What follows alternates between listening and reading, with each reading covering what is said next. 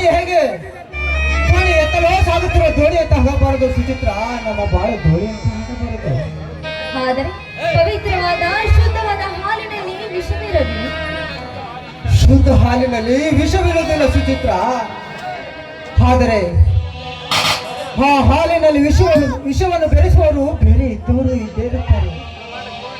ಬೆಳ್ಳಗಿರುವುದು ಹಾಲನ್ನು ಒಂದು ಎಚ್ಚರ ವಹಿಸಿ ಕುಡಿದರೆ ಜೀವನ ಪೂರ್ತಿ ಸದಾಕಾಲ ಸುಖವನ್ನು ಬಯಸುವುದು ಸಂತೋಷವಾಗಿ. ನೋಡು ರವಿ, ಈ ಅನುಮಾನ ಎನ್ನುವ ಪದಕ್ಕೆ ಆಸ್ಪದ ಕೊಡದೆ ಹೋದರೆ ನಮ್ಮಿಬ್ಬರಲ್ಲಿ ಯಾವುದೇ ತೊಂದರೆ ಇರುವುದಿಲ್ಲ. ಆದರೆ ನೀನು ಯಾವುದೇ ತಪ್ಪನ್ನು ತಿಳಿದುಕೊಳ್ಳುವುದಿಲ್ಲ ಎಂದರೆ ನನ್ನದೊಂದು ಮಾತು ರವಿ. ಮನಸಾರ ಮೆಚ್ಚಿದ ಪ್ರೇಮಿಗಳಲ್ಲಿ ಒಂದು ಮಾತು ಬರಬಹುದು, ಹೋಗಬಹುದು ಸುಚಿತ್ರ. ಅನುಸರಿಸಿಕೊಂಡು ಹೋಗುವುದೇ ಜೀವನ. ನೋಡಿ ರವಿ, ನಾವಿಬ್ಬರು ಒಂದಾದ ಮೇಲೆ ನಮ್ಮ ಮನೆ ನಿಮ್ಮ ಮನೆ ತಾನೆ. ಆದರೆ ನಮ್ಮ ತಂದೆಯವರು ನನ್ನ ಹೆಸರಿನಲ್ಲಿ ಇಟ್ಟಿದ್ದ ಡೆಪಾಸಿಟ್ ನಲ್ಲಿ ನಾನು ಒಂದು ಫ್ಲಾಟ್ ಅನ್ನು ತೆಗೆದುಕೊಂಡಿದ್ದೇನೆ. ಅದರಲ್ಲಿ ನಾವಿಬ್ಬರು ಮದುವೆ ಆದ ಮೇಲೆ ಅದರಲ್ಲೇ ಜೀವನ ಸಾಗಿಸೋಣ. ಪ್ರೇಮಿಗಳಾದರು ಸಮಾಜದಲ್ಲಿ ಎಲ್ಲ ಗಂಡಸರಂತೆ ವರದಕ್ಷಿಣೆ ತೆಗೆದುಕೊಂಡು, ಆದರೆ ಮುಂದಿನಿಂದ ಬೇಡ ಸುಚಿತ್ರ. ಅದು ಕಣ್ಣಿಗೆ ಕಾಣುತ್ತದೆ. ಹಿಂದಿನಿಂದ ತೆಗೆದುಕೊಂಡು ಅದು ಯಾರಿಗೆ ಕಣ್ಣಿಗೆ ಕಾಣುವುದಿಲ್ಲ ಸುಚಿತ್ರ. ನೋಡಿರಲಿ, ನಿನ್ನ ಮನಸ್ಸಿಗೆ ನೋವು ಮಾಡುವುದಕ್ಕೆಂದು ನಾನು ಈ ಮಾತನ್ನ ಹೇಳಲಿಲ್ಲ. ಯಾರೇ ಆಗಲಿ ನಿನ್ನನ್ನು ಬಡವರಿಂದ ಹೀಯಾಳಿಸಬಾರದೆಂದು ಈ ಮಾತನ್ನ ಹೇಳಿದೆ ಅಷ್ಟೇ. ಜೀವನದಲ್ಲಿ ಸದಾಕಾಲ ಸುಖವನ್ನು ಬಯಸುವುದು ಮನುಷ್ಯನ ಸಹಜಗಳ ಸುಚಿತ್ರ. ಆದರೂ ಸುಖದ ಕಂಡು ಮರುಕ್ಷಣವೇ ಸಾಯುವಷ್ಟು ಹೊಂದಿದ್ದರೆ ಮಾತ್ರ ಜೀವನದಲ್ಲಿ ಸುಖವನ್ನು ಸಾಧ್ಯ ಸುಚಿತ್ರ. ಹೋಗಲಿ ಬಿಡು ಸುಚಿತ್ರ, ಅದಕ್ಕೇಕೆ ನೀವು ಬೇಜಾರು ಮಾಡಿಕೊಳ್ಳಿರಿ. ಅಲ್ಲ ರವಿ, ಕೈಯಲ್ಲಿ ಅದೇನೋ ಇಟ್ಕೊಂಡು ಆಗ್ಲಿಂದ ಸುಮ್ಮನೆ ನಿಂತಿದ್ರಲ್ಲ, ಅದೇನೆಂದು ತೋರಿಸಬಾರದೆ? ಸುಚಿತ್ರ, ಇವತ್ತು ಪ್ರೇಮಿಗಳ ದಿನಾಚರಣೆಯಲ್ಲಿ ಅದಕ್ಕೋಸ್ಕರ ನಿನಗೆ ಒಂದು ಗಿಫ್ಟ್ ಅನ್ನು ತಂದಿರುವೆ. ತೆಗೆದುಕೋ ಸುಚಿತ್ರ.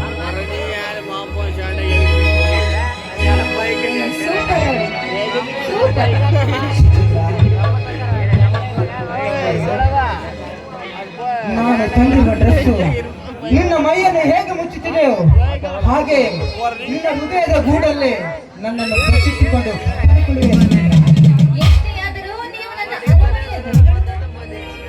ಹಾಗಾದ್ರೆ ಈ ಸಿಹಿಯಾದ ಕೆನೆಗೆ ಒಂದು ಮುತ್ತನ್ನು ಬಿಡಬಾರದು. ಅಲ್ಲ ರವಿ, ಇಲ್ಲಿಯವರೆಗೂ ನಾನು ನೋಡುತ್ತಲೇ ಇದ್ದೀನಿ. ಒಂದು ಸಾರಿ ಆದರೂ ನನಗೆ ಐ ಲವ್ ಯು ಅಂತ ಹೇಳಿದ್ದೀರಾ? ಈ ಪ್ರೇಮದ ದಿನವಾದರೂ ನನಗೆ ಐ ಲವ್ ಯು ಅಂತ ಹೇಳಬಾರದು.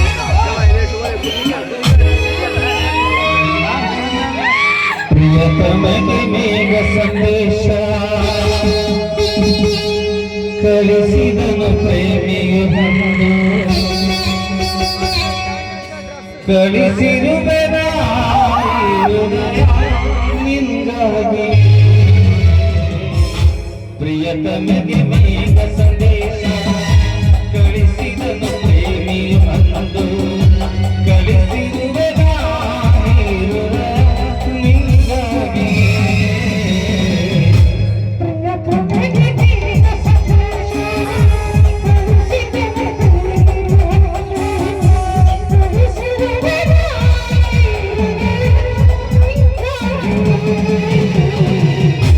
ಪ್ರಿಯತಮೆಗೆ ಮೇಘ ಸಂದೇಶ.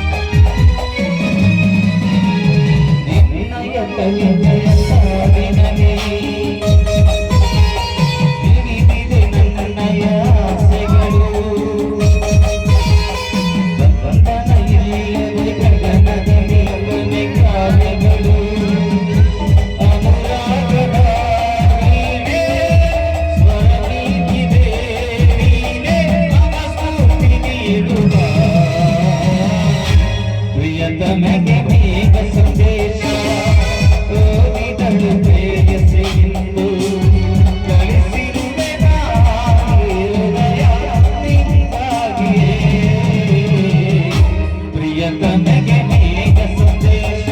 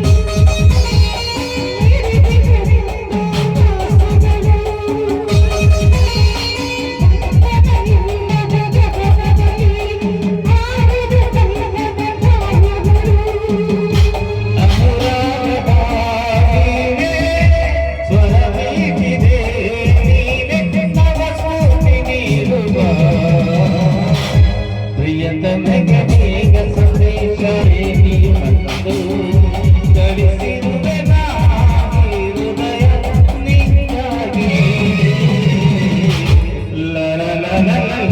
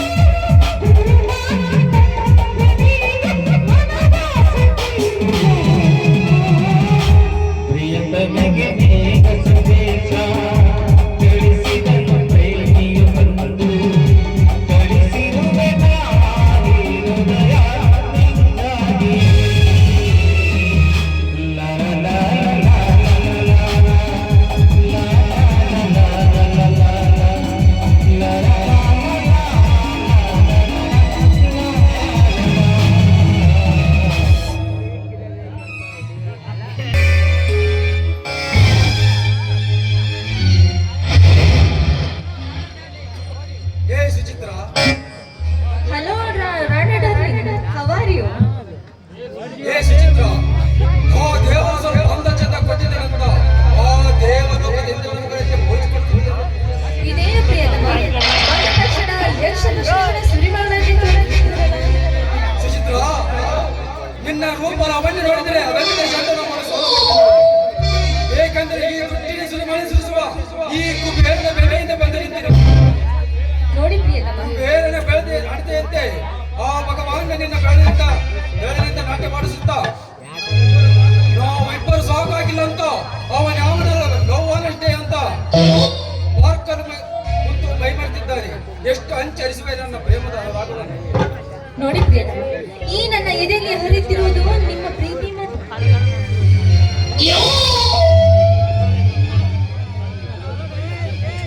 ಅಂದರೆ ನಾನು ಬಯಸ ಹಂಬಲಿಸುವ ಬೈಕನ್ನು ಈಡೇರಿಸುತ್ತಿದ್ದ.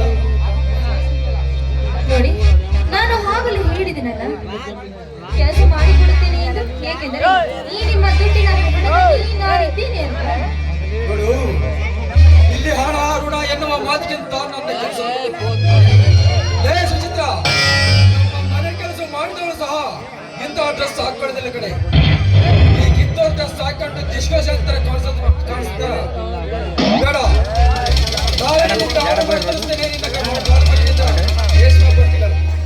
ನೀವು ಮನಸ್ಸು ಮಾಡಿದರೆ ರೇಷ್ಮೆ ಬಟ್ಟೆಗಳನ್ನೇ ಧರಿಸುತ್ತೀರಿ ಎಂದು ನನಗೆ ಚೆನ್ನಾಗಿ ಗೊತ್ತು. ಇಲ್ಲಿಗೆ ನನ್ನನ್ನು ಕಳಿಸಿದ ಕಾರಣ ಏನೆಂದು ಕೇಳಬಹುದು? ನಾನು ಹೇಳಿದ ಕೆಲಸ ಎಲ್ಲಿಗೆ ಬಂದು ನಿಂತಿದೆ ಸುಚಿತ್ರ? ಆ ಭಗವಾನನ ಉಪಟಳ ಹೆಚ್ಚಾಗುತ್ತಿದೆ. ನನ್ನ ನನಗೆ ಊರಿಗೆ ಮೀರಿ ಜನಬಲ ಹಣಬಲದಿಂದ ಮೆರೆಯುತ್ತಿದ್ದಾನೆ. ಆದಷ್ಟು ಬೇಗ ಅವನಿಗೊಂದು ಈ ವಾರದಲ್ಲಿ ತಿಲಾಂಜಲಿ ಕಾರ್ಯಕ್ರಮ ಇಟ್ಟುಕೊಳ್ಳಬೇಕು. ಇನ್ನೊಂದು ವಾರ ನೀವು ಮೌನವಾಗಿದ್ದು ಬಿಡಿ, ಏಕೆಂದರೆ ಅವರೀಗ ಅವರ ತಂಗಿ ನಿಶ್ಚಿತಾರ್ಥದಲ್ಲಿ ಬ್ಯುಸಿಯಾಗಿದ್ದಾರೆ. ಯಾರದು ಮದುವೆ? ಚಂದ್ರನಲ್ಲ? ಓಹೋ, ಅವಳು ನಿಮ್ಗೆ ಚೆನ್ನಾಗಿ ಗೊತ್ತಾ? ಗೊತ್ತಿದೆ. ಮೊನ್ನೆ ಕಾಲೇಜ್ ಎಲೆಕ್ಷನ್ ಜಿಲ್ಲಾ ಚುನಾವಣೆ ಅಧ್ಯಕ್ಷತೆ ಒಂದು ಸಲ ಸಿಟಿ ಕ್ಲಬ್ ಫ್ರೆಂಡ್ಸ್ ಜೊತೆ ಹೋದಾಗ ನನಗೆ ಕಪಾಳ ಮೋಕ್ಷ ಮಾಡಿದ ಆ ಬಾಲಿಯನ್ನಾದರೂ ಮರೆಯಲಾಗಿದೆ. ಅವಳ ಬಾಳನ್ನೇ ಸರ್ವನಾಶ ಮಾಡುತ್ತೇನೆ ನಾನು ಚಾಲೆಂಜ್ ಮಾಡ್ತಿರುವಾಗ ಅವಳನ್ನು ಮದುವೆ ಸಿದ್ಧತೆ ಮಾಡಿದ್ದಾರೆ. ನನಗೆ ಎದುರಿದ್ದಾನೆಂದು ಅರ್ಥ. ನಿನ್ನ ವೈರಿ ಮೌನವಾಗಿದ್ದಾರೆ ಎಂದರೆ ಆಪತ್ತು ತಪ್ಪಿದ್ದಲ್ಲ. ಅವನನ್ನು ಸಂಪೂರ್ಣವಾಗಿ ನಿನ್ನ ವಶ ಮಾಡುವುದು ನನ್ನ ಜವಾಬ್ದಾರಿ. ಆದರೆ ಎಲ್ಲ ಕೆಲಸ ಮುಗಿದ ಮೇಲೆ ನೀವು ನನ್ನ ಕೈ ಬಿಟ್ಟು ಹೋದರೆ? ನಾನು ಕೈ ಕೊಟ್ಟರೆ ನಿನ್ನ ಲವರ್ ಬಾಯ್ ಇದ್ದಾನಲ್ಲ, ಆ ನನ್ನ ಲವರ್ ಬಾಯ್ ನನ್ನ ಕಾಮದೋಹ ತೀರಿಸಬಹುದು, 4 ಜನ ಎಂಜಾಯ್ ಮಾಡಬಹುದು. ಆದರೆ ನನ್ನ ಕನಸಿನಂತೆ ಲೈಫ್ ನ ಎಂಜಾಯ್ ಮಾಡುವುದಕ್ಕೆ ಬಿಡ್ತಾನ? ಏಕೆಂದರೆ ಈ ಜಗತ್ತಿನಲ್ಲಿ ಕೋಟಿ ಕೋಟಿ ಹಣ ಇದ್ದರೆ ಮಾತ್ರ. ನೋಡಿ ಸುಚಿತ್ರ, ಅದರ ಬಗ್ಗೆ ನೀನು ಚಿಂತಿಸಿದ ನಾನು ಚೆಕ್ ಕೊಟ್ಟಿರ್ತೇನೆ. ಸಿಟಿ ಮಧ್ಯದಲ್ಲಿ ಕಾಂಪ್ಲೆಕ್ಸ್ ನಿನ್ನ ಹೆಸರಿಗೆ ಬರೆದು ಕೊಡ್ತೇನೆ. ಮೊದಲು ಆ ಭಗವಾನನ ನನ್ನ ಕಾಲಿಗೆ ಬಂದು ಬೀಳುವಂತೆ ಮಾಡು. ಆಯ್ತು, ನಾನು ಕೂಡ ಅದೇ ಕೆಲಸದ ಮೇಲೆ ಇರ್ತೇನೆ. ಆಯ್ತೆ, ನಾನು ಹೊರಡನೆ. ನೋಡಲ್ಲ ಎಂದು ಹಾಗೆ ಹೊರಟರೆ ಹೇಗೆ ಚಿನ್ನ?